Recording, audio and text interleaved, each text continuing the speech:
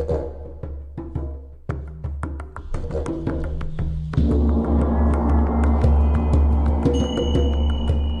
everyone, welcome to Expansion Cast.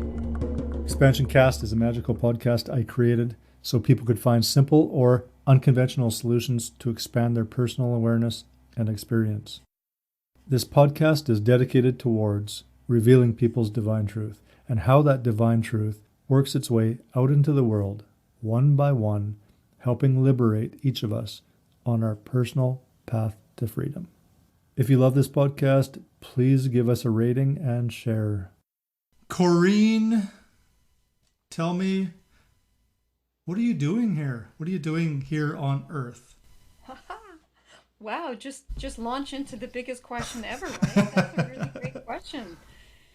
Uh, what am I doing here on Earth? I think that changes, has definitely changed over time and with my own experience and interpretation of really who I am. I think that's been a lifelong question for me.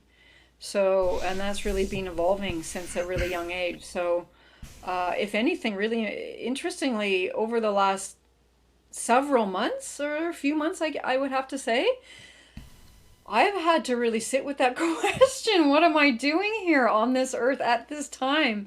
And really come into some deeper revelations about purpose and yeah, I think purpose and mission, I feel. And I believe the beginning, as far back as I can remember from my memories of my interpretation of this reality, I feel I'm here to assist in the expansion of consciousness, is really, if I could really succinctly pull that all together. Yeah. Well, that does seem a little bit vague. um, so let's go with there's a huge paradigm shift happening, maybe just happened, maybe it just, like this big terror just occurred in, I would say, Earth consciousness, maybe universe consciousness. And I really believe that you're aware of this, and this is probably what you're alluding to in the previous answer. And how, okay, what was your experience before the terror and after the terror? Well, I don't know if calling it terror is appropriate. Yeah, I guess maybe I understand what you're saying in that I feel that there are many different timelines on the table right now. And maybe it's very much all semantics, and I use what I use. Some people may have different words for it, whether it's timelines, it might be agendas, it might be intentions. And I feel that humanity has been within a certain agenda for some time. And what is happening right now, I believe, is that humanity is waking up to not only a personal awakening, and this is not for everyone, and that's okay. And I really emphasize that a lot, in that some people are called to understand more and deeper on the personal level and a global level, and some people aren't, and that's absolutely fine. Fine. However, what I feel is happening at this time is that there's a lot surfacing. And the reason I see this happening is because of the, not only there's a lot of reaction happening right now, and there's a lot of, and there's a response as well, but this consciousness that humanity has been in is shifting, and that shift is actually creating a movement. The shift is creating a shift, actually. And this movement in consciousness within humanity is offering the ability for, I'm going to say, more light to come in. and that when more light is allowed in, and humanity allows more light within their being. And I do also believe that in the grander, more cosmic realm as well, there are influences there that are affecting Earth and our solar system as well, to maybe also to influence and mitigate what's also happening. So with that, and just going back to humanity and our own personal being, I don't believe that this, let's say there's a relationship, because we live in a reality of polarity, of duality, this relationship of dark and light. And what I feel is happening right now is that there's a real tug of war, let's say, a tug of war between these energies. Not only globally, we can see it, we can feel it within ourselves. We don't know what's true, we don't know what's real anymore. Information is being suppressed. And the reason I feel this is happening, the only way, in my opinion, is the only way that which is hidden and that which has been, let's say, kept in the dark, the only way that can actually be revealed, revealing is to see that which is secret, is that to be able to see, we need light. And so there is an enormous amount of light that is coming onto our planet, not only, let's say, cosmically, but I also believe within us, because as we allow ourselves to open to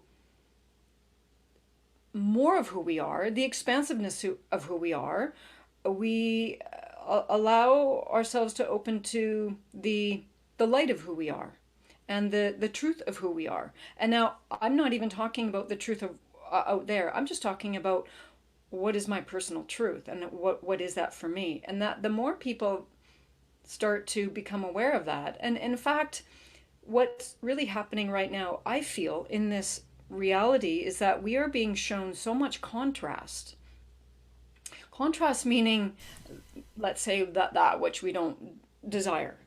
And so what's happening now is people are being shown so much contrast. They're questioning. They're coming into a questioning place, which I think is fantastic. And as I sort of roll back maybe the decades, maybe even the centuries, people have been complacent in, and maybe the better word is comfortable. And humans, I've often said that once humans become comfortable, there's quite a resistance to change. So bring along something that is an upheaval like we are currently in, and people get uncomfortable. And so they're taken out of their comfort zone. And I actually believe purposefully, because if people are comfortable, they don't change. And if they're comfortable, they just want to maintain the status quo and what's normal. And I do believe that there's quite nothing anymore that's normal in this reality. And people are on edge of what's next, what's true, what isn't true. And so I really feel that this is a time that people are being encouraged, instead of going onto the outside, instead of believing what their external reality is telling them, although there are a number of people who very much still subscribe to that information as truth, and that's okay, they're there. However, I do believe that this timing that we're in is really precipitating the ability for people to be encouraged to maybe step back and not put so much of their, I'm going to say, faith, power. Power is a big one. Power is huge right now, and power is in question right now. And I will always say, and I always bring this up, and I love this quote from Jimi Hendrix, in that he says, when the people become aware of the power of love instead of the love of power, then the world will know peace. And we are in that dichotomy right now.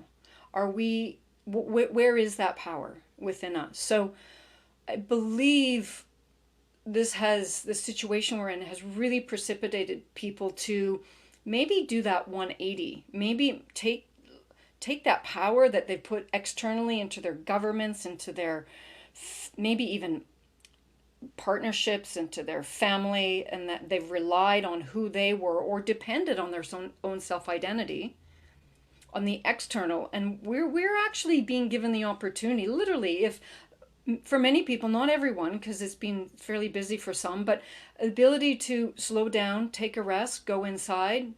Our routine has been disrupted, and that definitely, and it's really, I feel, is offering people the opportunity to question who they are.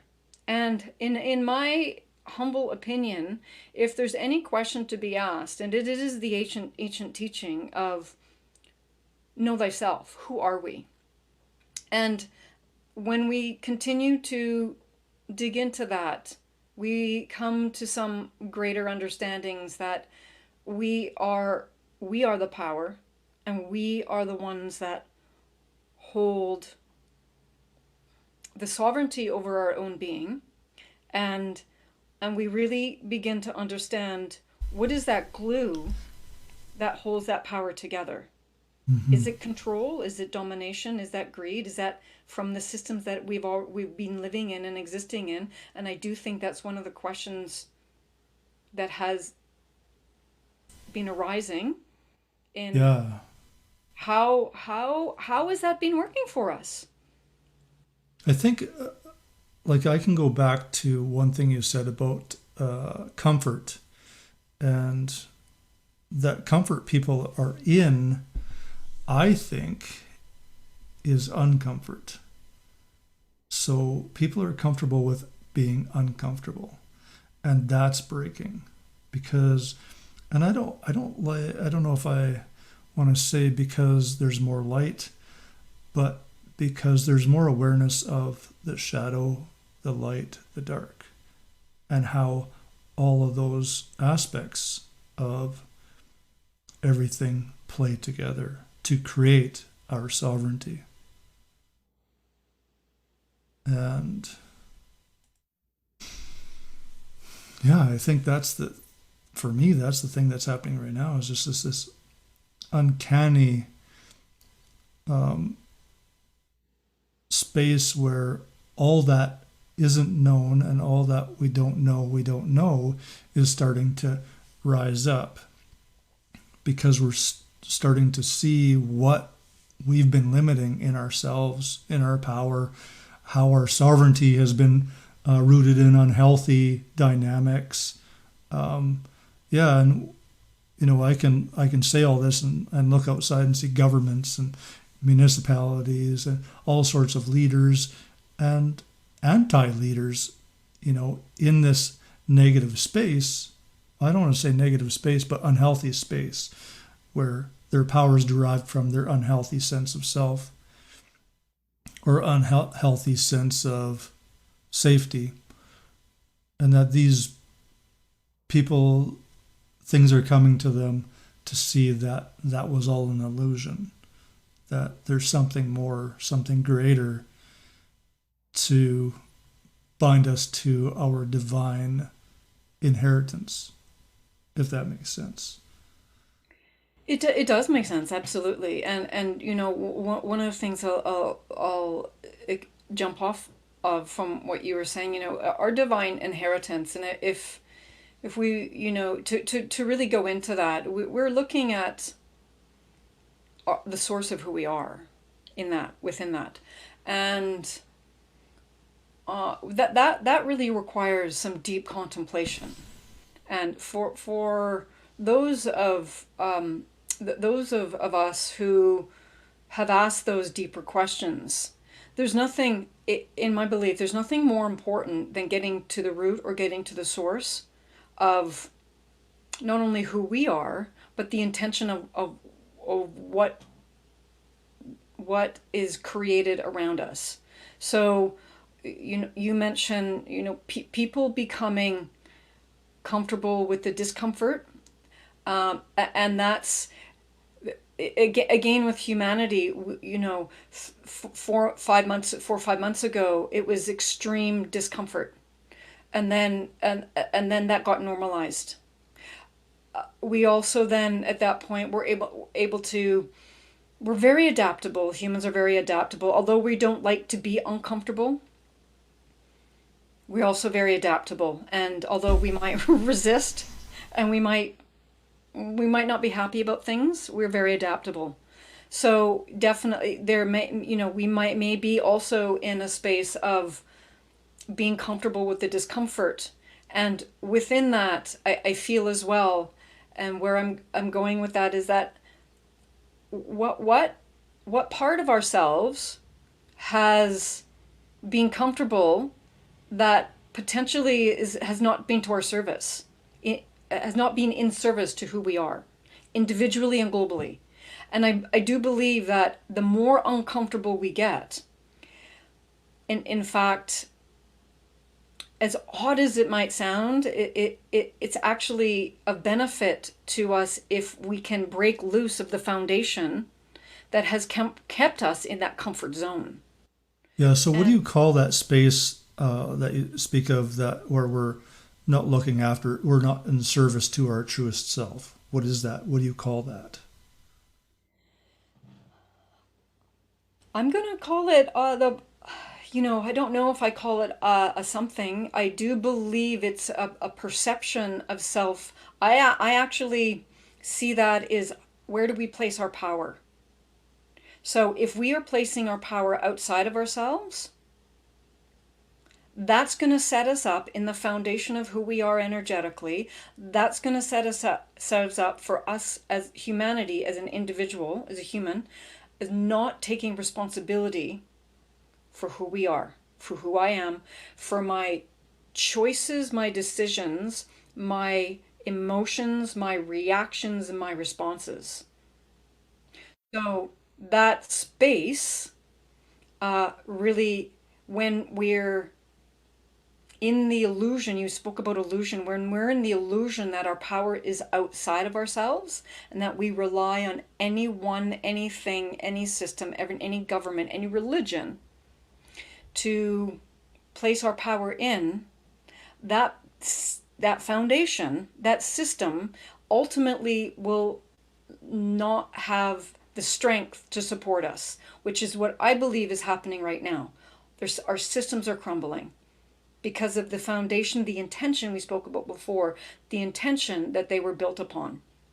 So what's happening now is that that space that you're speaking of is that I feel it's an absolute paradigm shift that humanity is, for lack of better words, waking up to or being almost jarred into. Sometimes in humanity, just because of who we are, again, comfort zone, discomfort, sometimes we need to be shaken up a bit. Sometimes we need to go to the edge or the wall or the rock bottom. And we actually have this in our language. So my feeling is when we've actually denoted it in our language, it becomes energetically the energetic picture of it. So right now, I do believe that many people are sort of up against the wall and being asked to understand where they fit within all of this. Yeah. That's pretty deep right from the get go. Bam! Here we are. I think you start. That's funny. Yeah.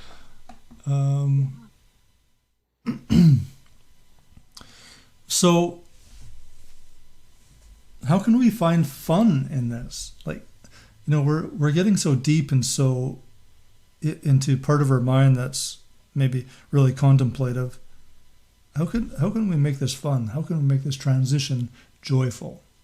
Yeah. Yeah, great question. That is so huge right now, and I come to that every day. It's just bringing me joy. Is this in my highest excitement, and I definitely in the past several weeks and few months here have definitely ridden the waves of highs and lows and unexpectedness for sure. So I've taken this time to ask myself that, and a couple things that have come through for me is that, and I also see this reflected globally, and that, to take it simply, is that I really want to be on top of my emotions, and I really would like to be on top of whether I'm reacting or whether I'm responding. And that's really critical for me. And whether I react or respond lands me in two completely different places. Reaction is many times without thought. So are you talking about reacting or responding to external subject material coming in, or from your mind, or from your emotions, or Both, both. all of it? I see that everything is the same. And to further answer your question, I would also say that's one and the same. How I react internally is how I react externally. And Mm-hmm. so the more that I'm understanding how to respond, when I respond, I take a breath. I just did that. I take a breath, and I deepen into, what is my truth. I deepen into what is best for me. So that's one thing, and I do want to get to really answering your question, and how do we get to the fun of this? And you know, let's make, how do we make a pandemic fun?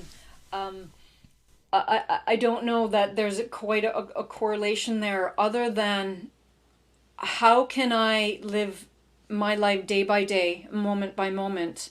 And there's a few sort of analogies that have really, really, really helped me over the past few months here, is that it may appear that there's a storm happening, and it's for me to choose, and this is a critical here.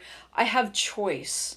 I have choice in whether I step out into that storm, or I become the eye of the storm. And that within that eye of the storm is calm. And that calm, then when I'm in calm, I have the ability to respond. When I'm in the storm, I'm reacting.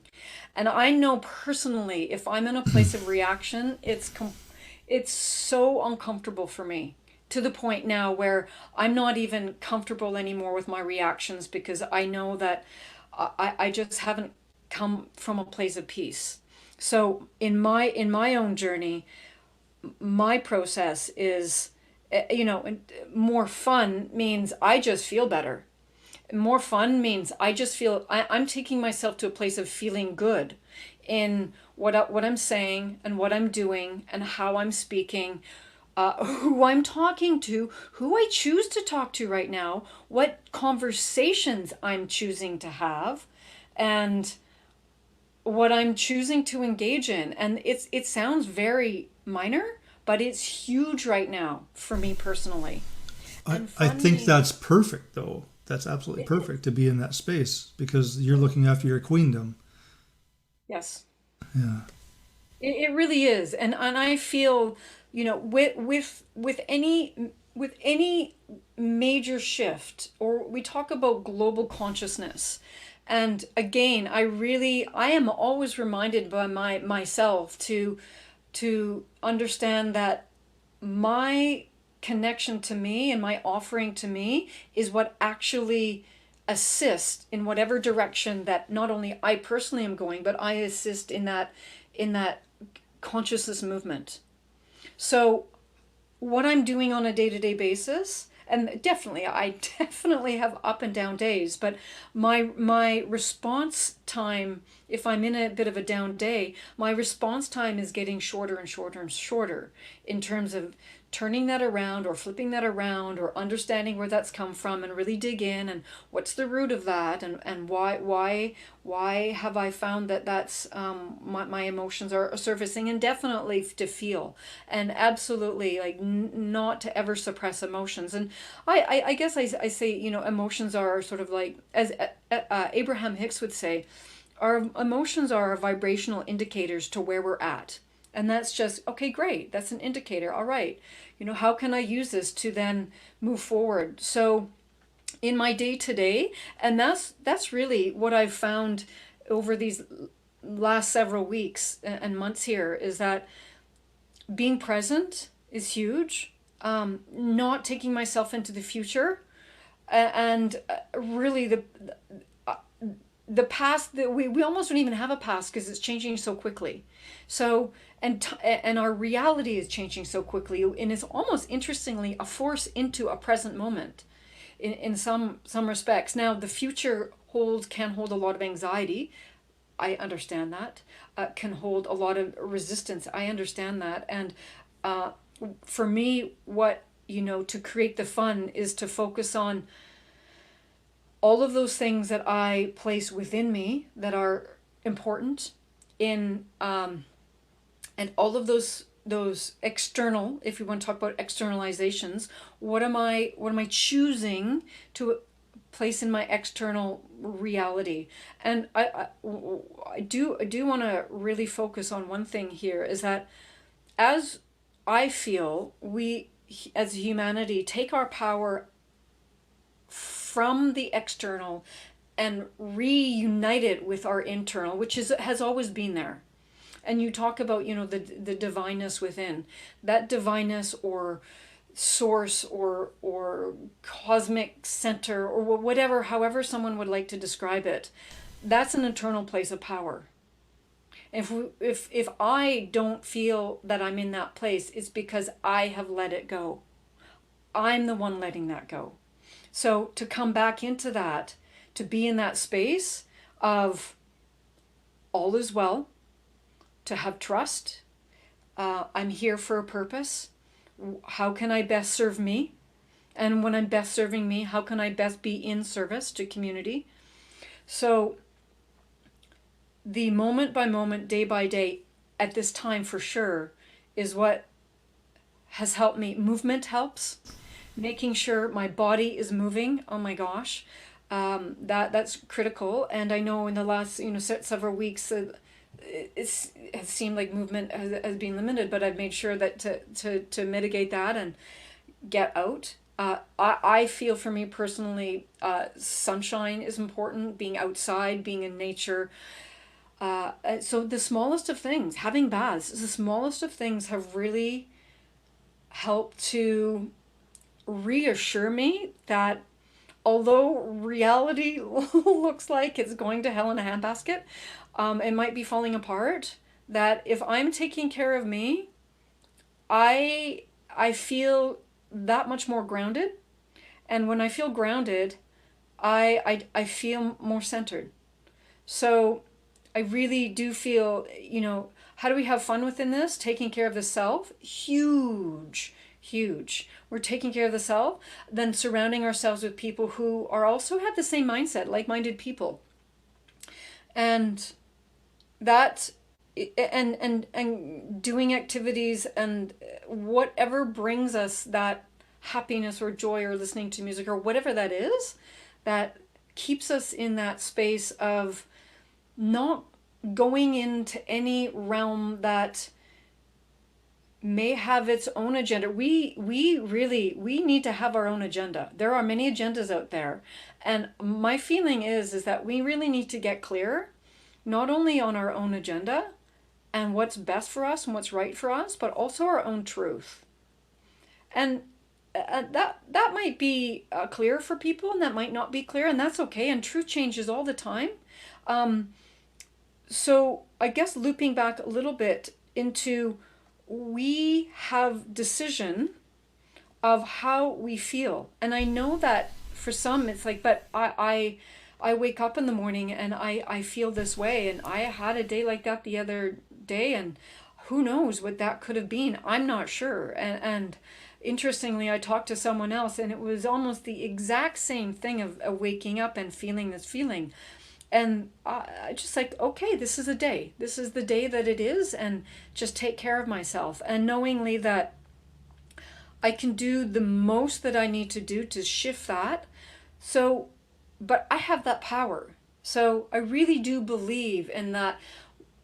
Making this fun is understanding that what I feel the world is going through, we actually need to be going through this. I really do feel that.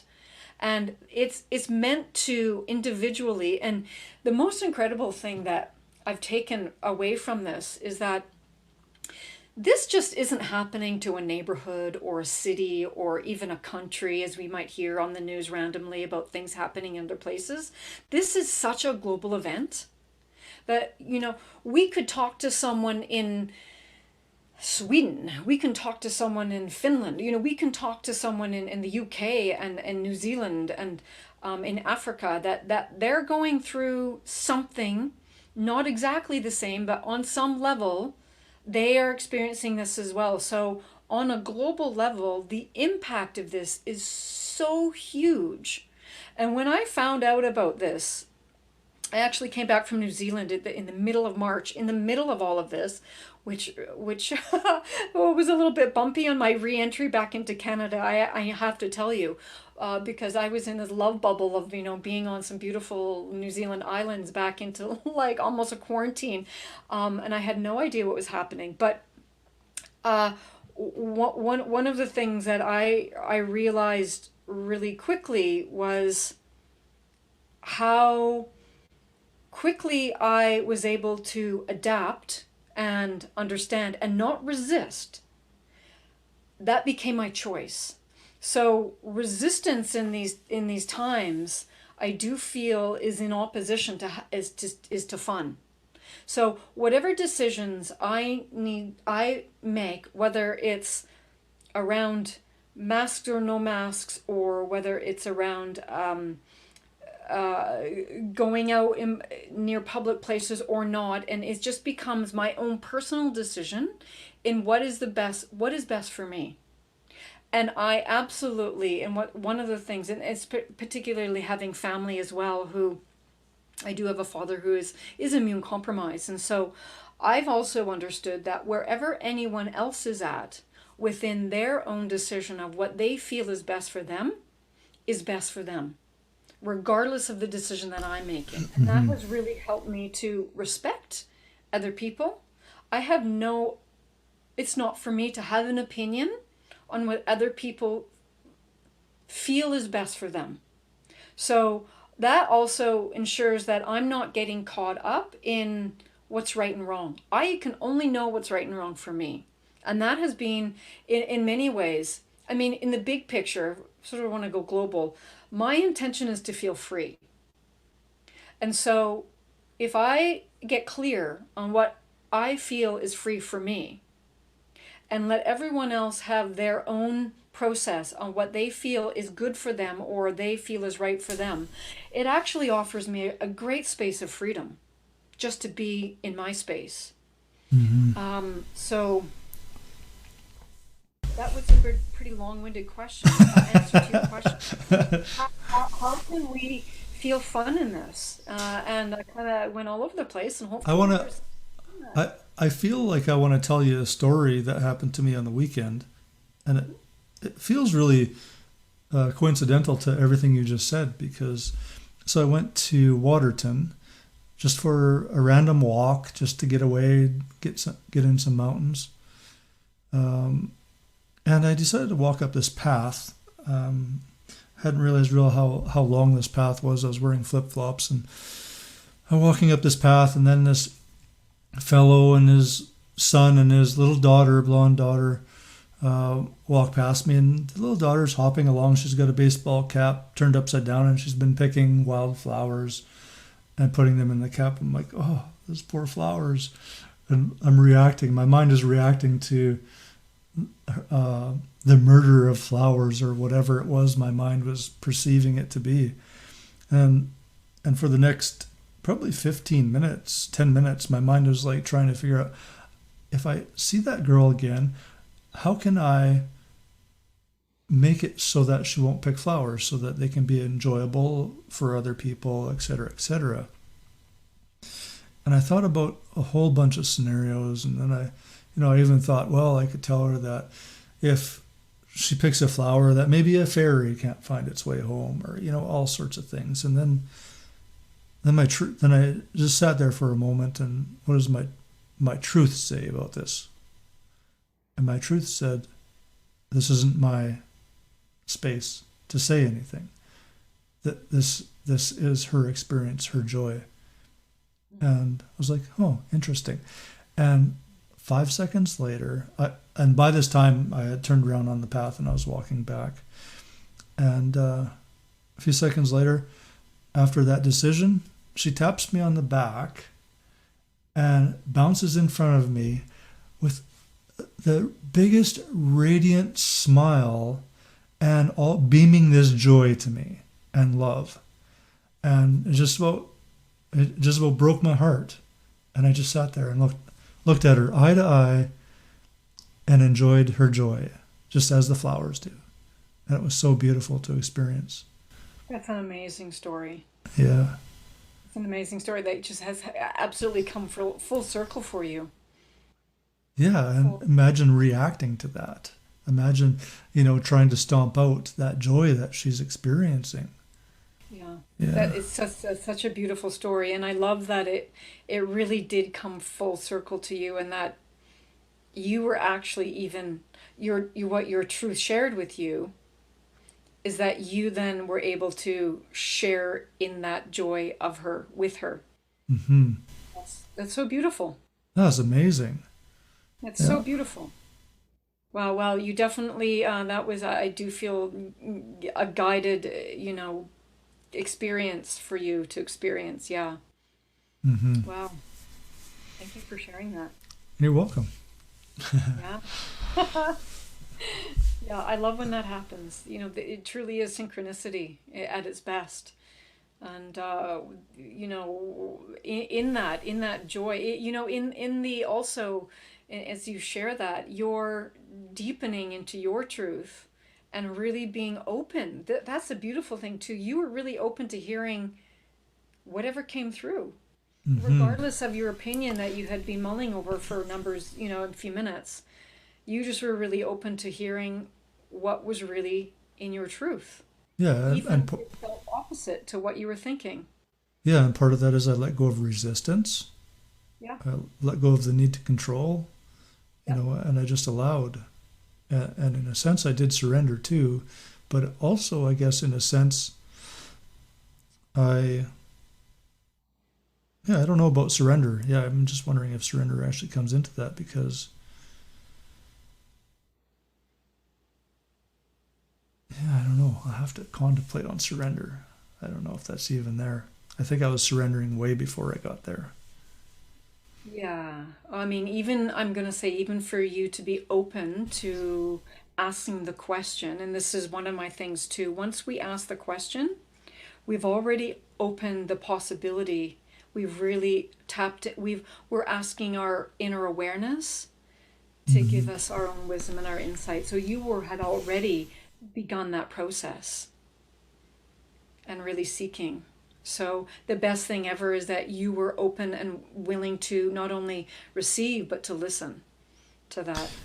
Yeah, and the strange thing about the rest of that afternoon is there was little blonde girls like running up to me, like, and just staring at me. It was so bizarre. And now here I am with Corinne, and she's blonde. And here we are. Here we Full are, right? circle. Yeah. Full circle. And Do you it like truly is. do you like to pick flowers? Um, I like to enjoy them on the ground usually. Hmm. Yeah. If they're kind of at the end, I might pick them, but yeah, I do enjoy them on the ground.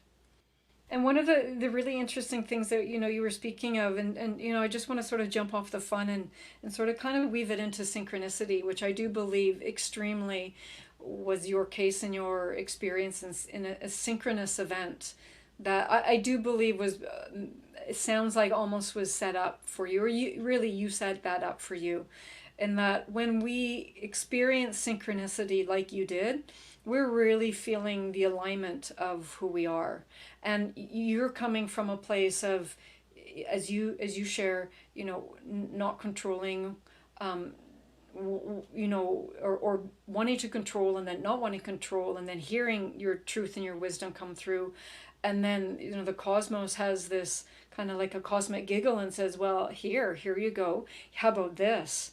and you really get to feel that joy and have that be reflected back to you, and that she's someone who's existing in her joy and now is willing to share it with you. Mm-hmm. And so the synchronicities that we feel, or really the synchronicities that we experience, offer us the ability to feel into that alignment within us and into that the truth of really who we are. So when we are having fun, when we are in fun, when we are making those decisions that are in our, let's say, best interest, synchronicities like that will appear. Mm-hmm. And I do believe they happen all the time. I think a nice question to ask ourselves, and I pose this question to you right now, is when was the last time you radiated your joy to somebody? Oh, let me see. I had the opportunity to spend an afternoon, an evening with my fairy goddess daughter, who's 5, about 3 nights ago. And she asked me every night. Usually her mom will put her to bed and lay with her, and she asked if I could lay with her. And it's just the biggest honor ever to watch her fall asleep and for her to go to sleep. And it to receive a little 5-year-old rolling over and giving me the biggest hug and giving me the biggest kiss, and just she and her eyes are right next to mine, because there's really no physical, she doesn't even think about physical distancing at all, and she's 5, and really it's challenging to impose that on a 5-year-old, and I'm glad we're past that. But for me to feel her joy and my joy and the reconnection within that was just the best ever. Mm-hmm. And especially from the kids, they just are so abundant with sharing, as you just shared. They're so abundant and present in their joy, that to receive that in such an innocent and open way is, yeah, it really is the most heartfelt feeling I have. She's probably the relationship that the most honest and open and heartfelt relationship that I have, and it's with a 5-year-old right now. Mm-hmm. So how do we move forward sharing joyfully with adults, with people who are in limited thought patterns, limited spaces of repression? Yeah. How do we put ourselves in that very vulnerable space of being open and sharing that joyful energy, radiating that love? Yeah, absolutely. Great question. And it's coming up for a lot of people right now. And I know even for myself, I, I ensure that I don't engage in, let's say, um, eh, things right now are uh, hot topics. Hot, and I mean burning. And so I ensure that I don't get involved in these hot topics, because it's not of interest to me to debate or to uh, my opinion is of no consequence other than to me and what I feel is right for me. So I have no desire to go into a heated discussion with someone, and I even know that around my family. So there's been a bit of a rule around that we don't talk about certain things. And what I do acknowledge is that people's, and we've talked about this, is seemingly a bit of a theme that's come up, in this conversation, is truth. And that truth that they're being told is true or is external to them, they're very much committed to that. And that whether it's true or not, I don't know. And one of my things right now is that I just actually don't know what's true or not true in the external reality. So when people are coming from those places of feeling that what they've heard or what they have think they know, or what is is the best for everyone. I understand that they're understanding from their perspective, and I have to not get involved in that. And I can't get involved in anyone else's understanding of what they feel is real. Because so much reality, truth, because reality right now is in such flux. As in, it's an extremely polarized reality right now. So in order for me to remain in my calm, all I can do is be committed to my truth. And so in your question and answering your question, it's giving people the space and acknowledgement that they're in their truth. And just because they have their truth, I don't need to step forward and be right about my truth. It doesn't benefit me energetically, because one of the things that I've found in these times is that I'm very aware now, even more hyper aware of what I get involved in, where my energy goes, what I extend into, what conversations I have. And so to maintain my own sense of peace, I actually don't I don't get involved in other people's opinions. That's one thing. And I feel actually that that's a major thing. Now there is a shift in perspective that I feel is happening. People who choose to this and this is very delicate language. That's why I'm kind of hesitating, because there is no, in your question, what came to me is that when we exhibit an us or a them, or a higher or a lower, or expanded or limited or contracted, we're also contributing to that polarity. So, I mean, in the ultimate, and I know as humans this is really challenging, because we've only existed in a certain paradigm of mindset that we are individual beings, and we're 7 billion perspectives, plus perspectives. And so that even understanding our own perspective is monumental, and it's in itself is a human lifetime endeavor, just understanding what that is. And that everyone else will have their own perspective. When we get closer to understanding in the larger perspective that we are connected, and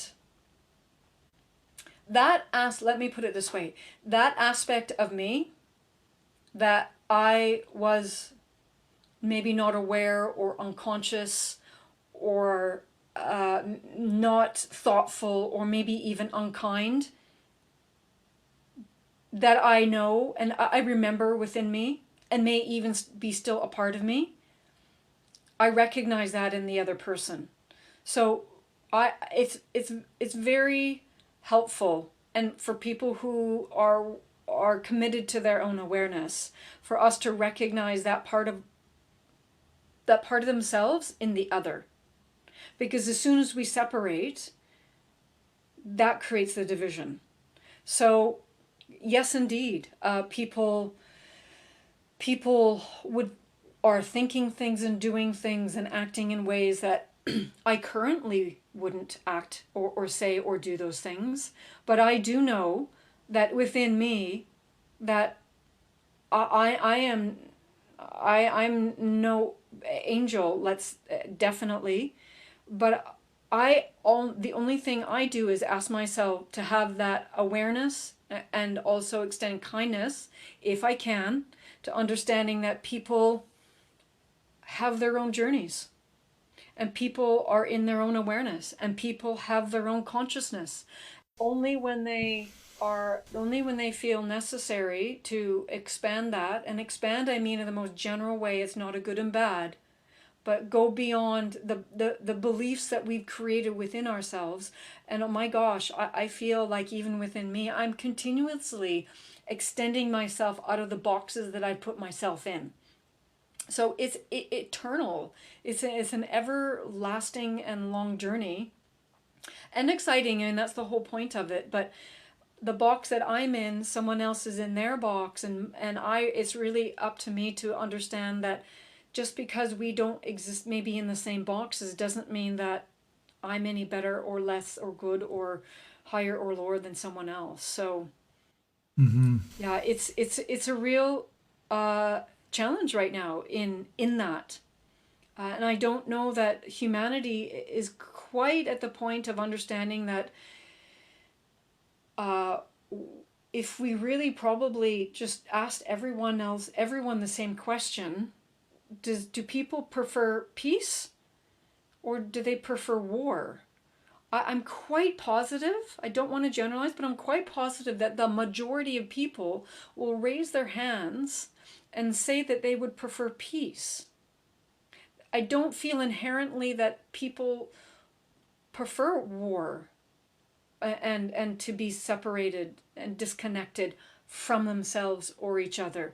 However, it really is we've got to unravel ourselves from our own beliefs of separation within to be able then to get to a point of human consciousness that we really get that, oh yeah, actually connectedness is much preferred over separation.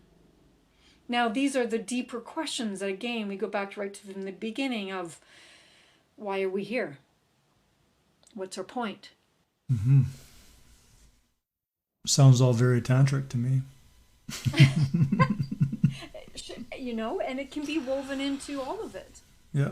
right? Mm-hmm. And when we really get to those teachings of when we get to those teachings of deeper purpose, I do feel that we've talked about truth and we all have our personal truths, but I will in many ways lay claim to, I do believe there are some universal truths that I really feel that as humanity we come in as good people, and because of beliefs and traditions, let's say, that we beliefs have, and again using this word carefully, imposed on us, especially as young people.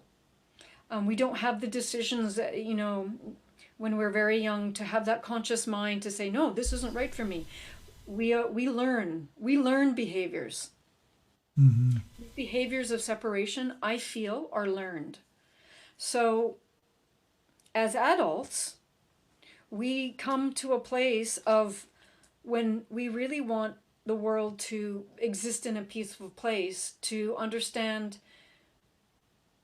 well, what places within me are peaceful?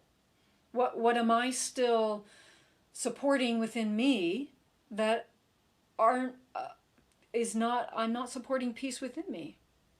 So we as adults come to a place of more self-realization and take self-responsibility in our own energetic field and our own reality. And the more that we understand and become clear on that, I really do believe that everything gets clearer.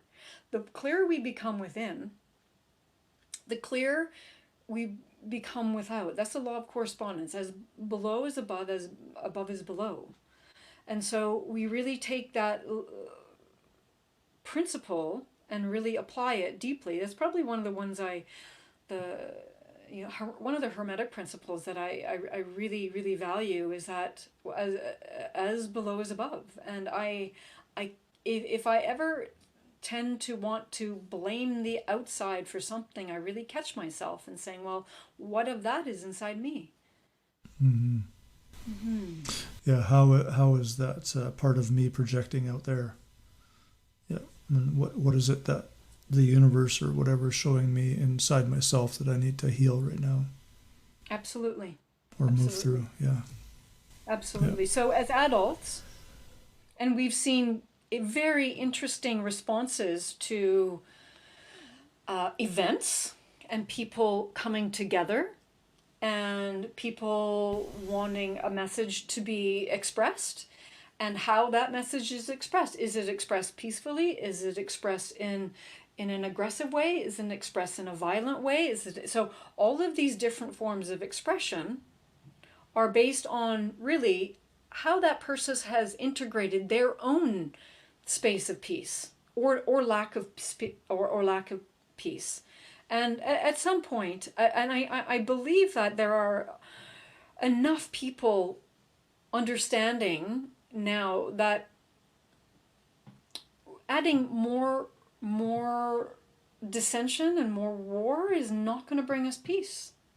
And so it's really asking, I feel, our society, our global society, to get clear, really get clear in so many incredibly amazing ways, and get clear on what was and is in the darkness that really is a discredit to us as humans.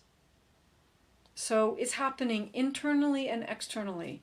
And what's going on in the internal, I do believe, and I said this before, but what is happening internally is perpetuating and influence the global movement. And I do believe that we are responsible for the direction that we're going to be taking. So it's a really, really fascinating time. It's incredible. It really is, just to be almost a fly on the wall, and to observe every single day what comes up and through. It's an incredible sociological and psychological, almost curiosity, really, is how I see it. It's a curiosity. I know. I think we live in an amazing time, and to witness this transition is, I don't have a word for it. It's absolutely beautiful. However, seeing this transition right now, I'm like, I wish I was like 20 so that I could experience so much more of it. Yeah. True enough. I definitely have wondered about my placement in this time, and I can only have really only landed in that whatever is here at this time is the reason I'm meant to be here, and this time for and with. And what I would even say, what you're contributing right now in this here and now was meant for your here and now, and that you wouldn't have been this person to be able to contribute this if you weren't where you're at, with the experience and knowledge and understanding that you have. So I don't even know what I'm experiencing or contributing. Here I am, just blundering through life. Well, I mean, even doing this podcast, I would say that you have a desire to share a perspective, and whatever that perspective is, and whatever whatever that is purposeful in your contribution, and that is in itself a contribution. So you wouldn't be, if you were 20, you wouldn't be doing this. Oh, very good point. Thank you. I was so wondering where you were going with that. I did get around to it eventually. Corinne Cornish, what do you got going on? What do you have, any offerings happening, or what's going on? Yeah, well, we just finished Inshallah, which is a family festival that happens every year, and that didn't happen in Fort Macleod on the campground of Old Man River in the Fish and Game Park, and so that went online. So I did a 1 hour workshop, pre-recorded workshop for that festival, and the festival was called The Unknown. So my workshop was the unknown to the known, and I basically suggested that all that's happening right now at some level we did know. So you could definitely find that on my YouTube channel. And at the moment, things are only just picking up in public offerings. We have Dance Temple going on in Calgary, which is, we honor physical distancing, which is lovely. And we, as of yet, have not started the conscious breathwork sessions because we feel it's just not something that we and the public feel comfortable with yet, which is okay. That's okay. I do have a private practice in my home in Calgary, and I have to say this has been the busiest time I feel I've ever been. So people are just requiring guidance and a perspective and a reflection on who they are, and so that's what I'm up to at the moment. Thank you for joining me today. It's been a pleasure. You're an amazing speaker, and so your YouTube shows should be pretty cool. Yeah, I thank you, Roger. It was such a delight. It really was. What a great chat. I really really enjoyed this, and you in moving forward with your podcast, I see this as a really beneficial way to share what's happening at this time. Absolutely, yeah. Hopefully, I do know lots of people, and you probably do too, that are really in struggle and really creating their own struggle and not knowing how to, I guess, take the blinders off and take that self-responsibility and accountability and, all those hard steps that need to be taken to really dive deep into the truth that you speak of, and to quit self-abandoning. Indeed, and if anything, I feel like this situation that we're in right now, it has led people in many, many different directions. And for those who have had pre-existing, let's say, conditions in their life that they hadn't integrated or were still causing them, let's say, discomfort or uncomfortableness in their life, I feel this situation just compounded it.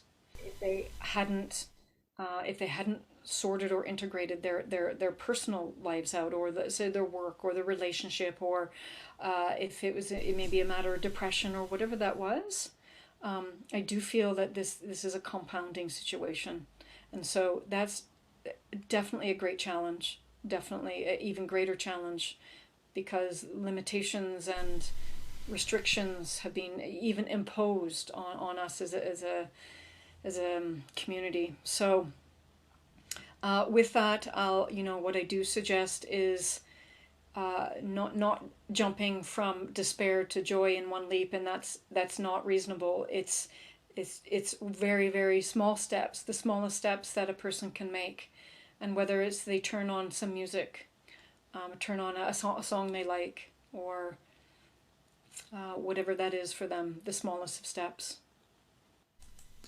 Yeah, and I guess in looking after oneself, there might be a little bit of a tendency to turn towards addictive substances, et cetera, et cetera.